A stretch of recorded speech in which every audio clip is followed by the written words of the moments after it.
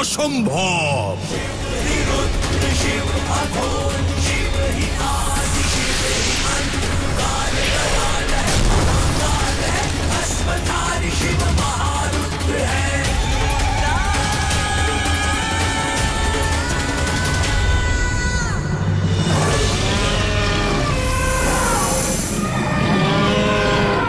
মহাদেব,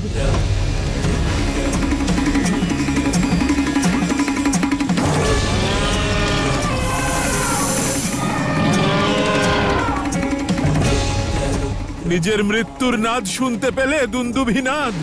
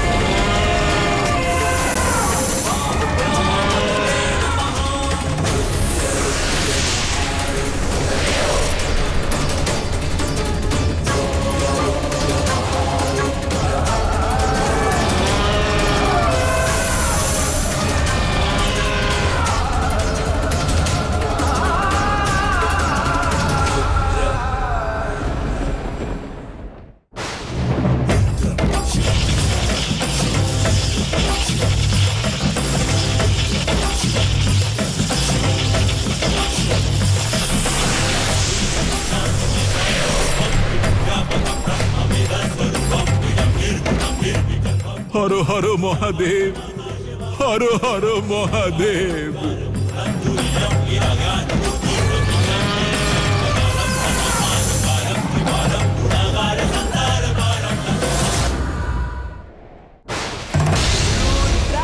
মহাদেব,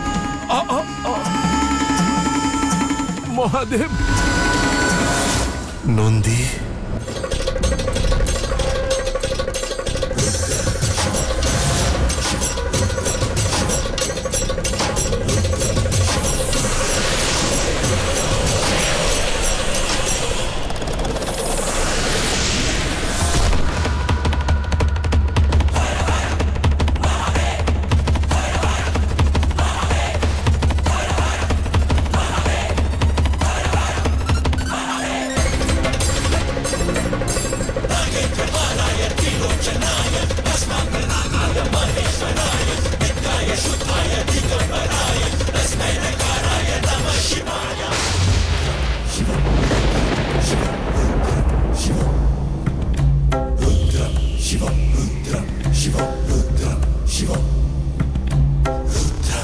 আমি জানতাম আপনি আপনার সেবককে রক্ষা করতে অবশ্যই আসবেন।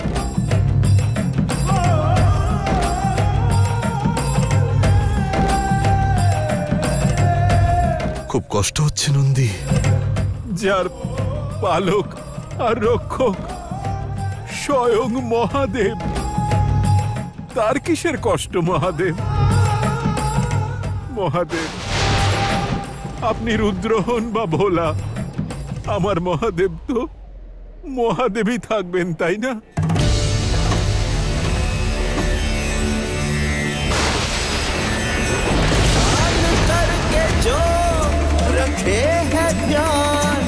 सृष्टि का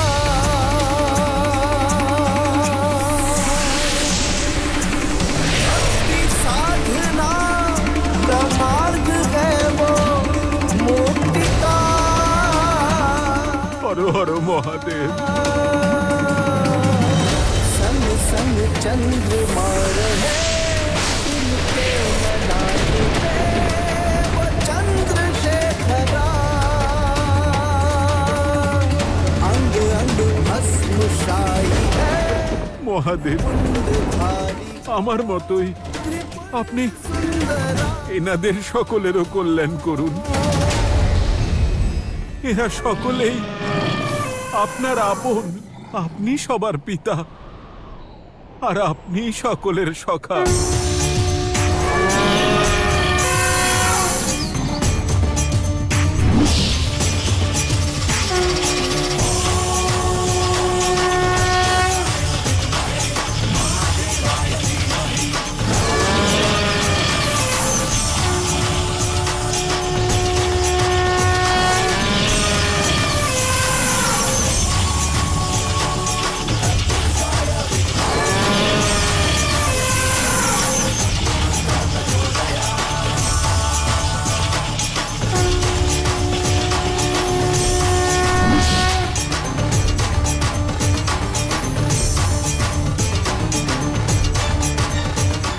পিতা,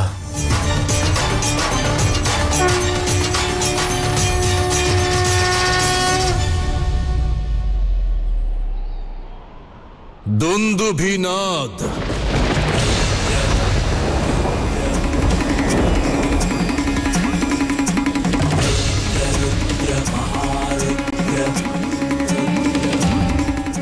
এ পাপ নয়, মহাপাপ করেছ তুমি দুন্দুভিনাদ। এই বিনাশের জন্য দায়ী কেবলমাত্র তুমি। নিজের স্বার্থ সিদ্ধির যজ্ঞে তুমি ৮৪ লক্ষ জনির নির্দোষ পশুদের আহুতি দিতেও প্রস্তুত হয়ে গেছো।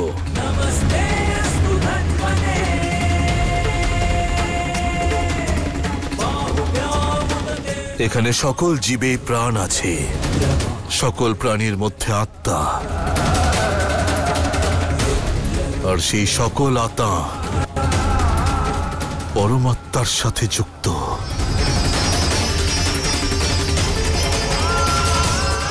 আর নিজের সুখের জন্য সংসারের কোনো আত্মাকেই দুঃখ দেওয়ার অধিকার স্বয়ং ঈশ্বরেরও নেই। আর তোমার এই বিনাশের নাদ থেকে উঠেছে তোমারই সর্বনাশের নিনাদ।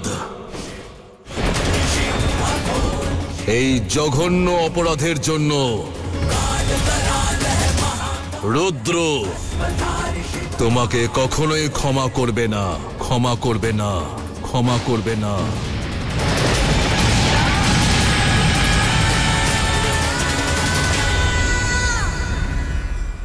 কেন ক্ষমা চাইব? কারণ আমি যা করেছি তা না তো পাপ আর না অপরাধ। ওটা আমার অধিকার, যা ব্রহ্মদেবের বরদানে আমি লাভ করেছি। আর নিজের অধিকার বিস্তারের থেকে আমাকে সংসারের কোনো শক্তি আটকাতে পারবে না। চিন্তার গভীর সমুদ্রে ডুবে থাকা আপনিও নয় মহাদেব।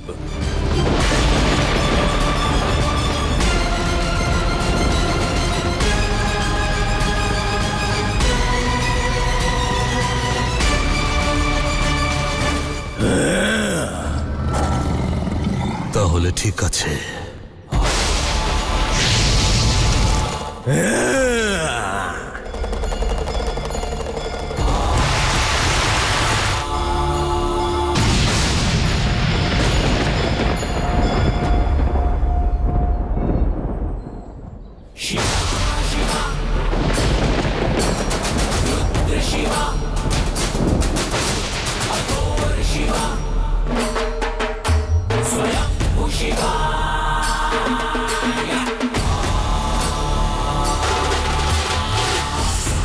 পিতা, মহাদেব!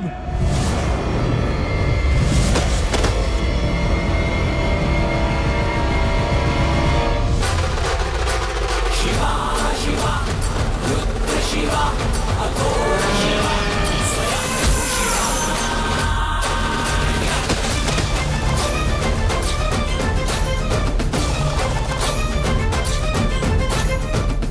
বিনাশকালে বুদ্ধিনাশ। সাক্ষাৎ মহাকালের বিরুদ্ধে বিদ্রোহ করেছে এই মূর্খ।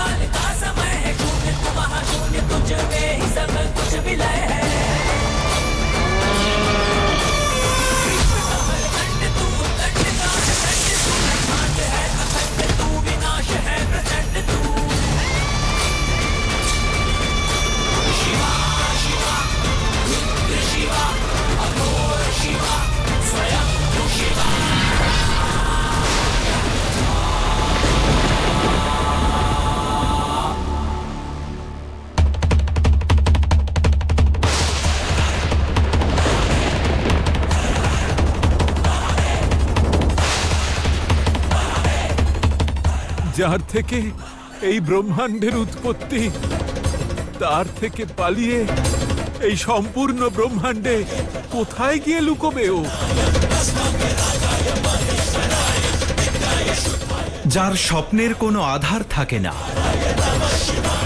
সে সত্যের ধরাতলে একদিন ধরাশায়ী হয়ে যায়। যদি দুন্দুবিনাথ মহাদেবকে আহ্বান জানায়, তাহলে হয়তো করুণাবশত ভোলানাথ তাকে ক্ষমা করেও দিতেন।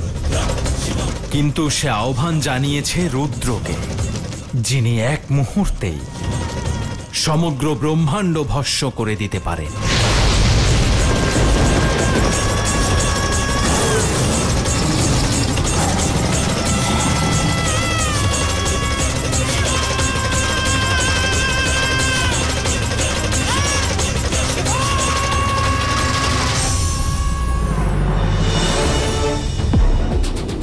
প্রণাম ব্রহ্মাদেব। শেষমেশ মহাদেব ফিরে এসেছেন। ধুন্দুবিনাদের প্রকোপ থেকে বাঁচিয়েছেন উনি। আমার সিংহাসন এবার সুরক্ষিত। আর এই সংসার ব্রহ্মাদেব। কতটা কৃপণ আপনি ইন্দ্র! শুধু নিজের সিংহাসনের চিন্তা করছেন, আমার এই সংসারের জন্য নয়, আমার এই সৃষ্টির জন্য নয়, যা শিব শক্তি ধ্বংস করে দিচ্ছেন। ওই দেখুন ইন্দ্র, মহাকালের অর্ধাঙ্গিনীর রূপ। মহাকালী কি করছেন? নিজের ক্রোধে মত্ত হয়ে ক্ষীর সাগরের দিকে এগোচ্ছেন। আপনি তো জানেন ওনার পদস্থাপনে কি হবে? সৃষ্টির ওপর জলের স্রোত শুকিয়ে যাবে।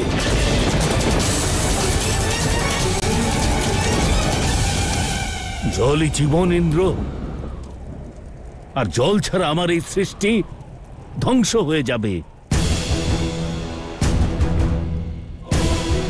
আমি সৃষ্টিকর্তা এই সংসারের। শিব শক্তির এই দ্বন্দ্বের জন্য আমি আমার সৃষ্টিকে ধ্বংস হতে দেব না। আমি আটকাবো শিব শক্তিকে, আমি বাঁচাবো আমার সংসারকে, আর আমি একে নিয়ন্ত্রণ করব,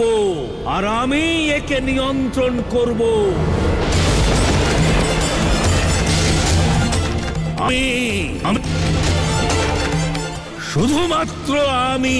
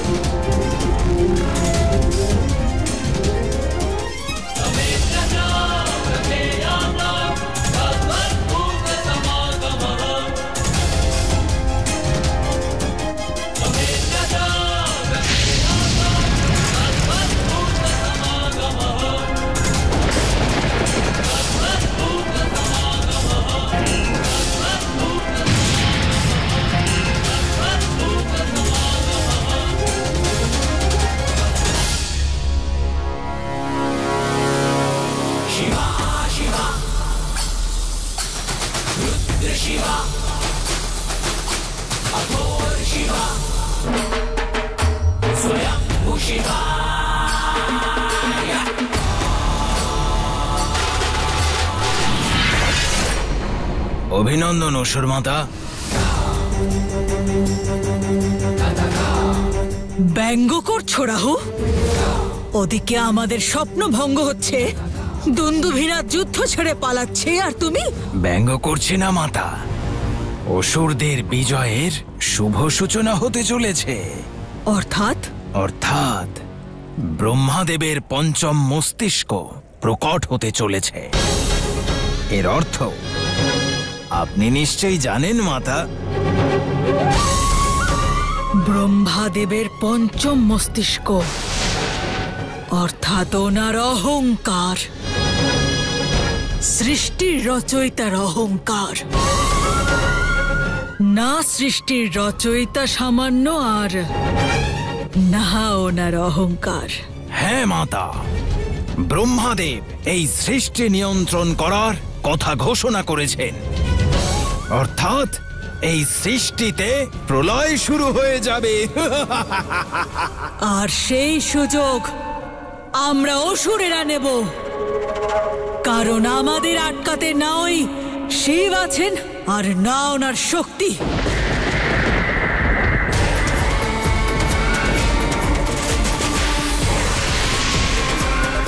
সময় চাকা ঘুরে গেছে।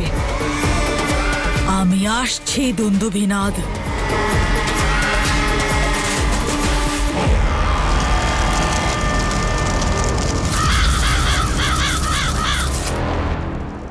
বাঁচান, বাঁচান, অসুর মাতা বাঁচান, বাঁচান অসুর মাতা। অসুর মাতা, ভালো হচ্ছে আপনাকে পেয়ে গেছি। অসুর মাতা আমাকে বাঁচান, আমায় কোনো পথ দেখান, রুদ্ররূপী মহাদেবের হাত থেকে বাঁচান আমাকে। এই সব কিছু আমার আজ্ঞা অমান্য করার আগে ভাবা উচিত ছিল। তোমাকে বলেছিলাম রুদ্র সাধনায় যাওয়া না পর্যন্ত অপেক্ষা করো। নারায়ণের মায়া জালে পা দিয়ে তুমি স্বয়ং নিজের মৃত্যুকে ডেকে এনেছো। এখন আমার হাতে কিচ্ছু নেই। মহাদেবের রুদ্র অবতারের হাত থেকে বাঁচাতে পারবো না তোমায়। মাতা বাঁচান আমাকে, বাঁচান আপনি। মাতা একটা উপায় বের করুন, মাতা বাঁচান না।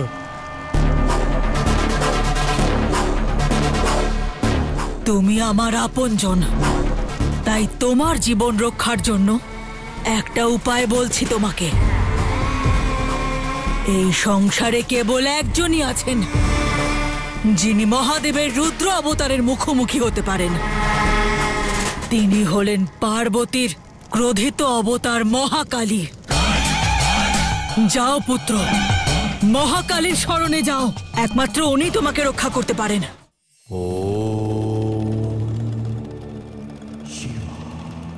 কখনো নৌকায় বসেছেন? আনন্দ হয় না? মনে রাখবেন, কেবল জল অতিক্রম করলেই ঢেউয়ের আনন্দ লাভ করা যায় না। আনন্দ লাভ করা যায় নদীকে অতিক্রম করে। তবে অসীম সাগরে নৌকা বিহার করুন, যেখানে দূর দূরান্তেও তীর দেখতে পাওয়া যায় না, বুঝতে পারা যায় না যে গন্তব্য কোথায়। তখন সেই নৌকা বিহার নরকের মতো হয়ে যায়। সেই জন্য আনন্দের জন্ম তখনই হয় যখন আপনি আপনার লক্ষ্য পূরণে এগিয়ে যান। যে মানুষের কাছে নির্দিষ্ট লক্ষ্য থাকে, সে প্রতিকূলতাতেও আনন্দ খুঁজে নেয়। সেই জন্য জীবনে লক্ষ্য নিশ্চিত করা আর তা অর্জন করার জন্য ক্রমাগত প্রচেষ্টা করতে থাকা সাফল্যের প্রথম এবং সবথেকে প্রয়োজনীয় ধাপ।